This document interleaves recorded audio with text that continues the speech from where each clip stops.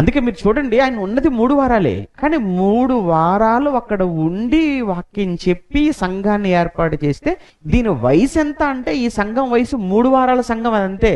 అంటే 21 రోజులు. ఏంటి 3 వారాలు పౌలు గారు అక్కడ వాక్యం చెప్పి ఏర్పాటు చేసిన సంఘం ఈ రోజు ఇక్కడ కానీ ఇంకా ఎక్కడైనా కానీ ప్రపంచంలో ఎంతండి మీ సంఘం యొక్క వయసు అని అంటే, మా సంఘానికంటే మొన్ననే 100 సంవత్సరాలు పూర్తి చేసుకున్నామండి అంటారు.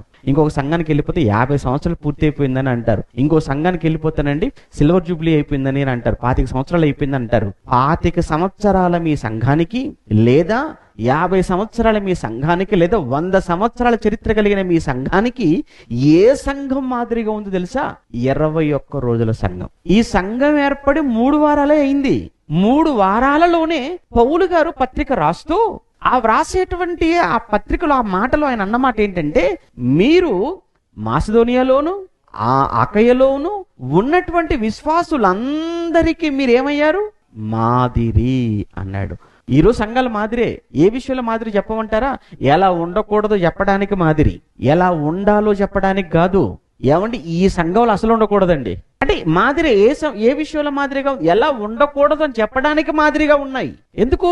ఎప్పుడు చూసిన కలహాలు, ఎప్పుడు చూసిన గొడవలు, ఎప్పుడు చూసిన కక్షలు, ఎప్పుడు చూడండి సనుగులు, సంశయాలు, సందేహాలు, ఎప్పుడు చూసినా కానీ అసలు ఏమండి ఏ ఒక్క కుటుంబం మధ్య ఐక్యత ఉండదు.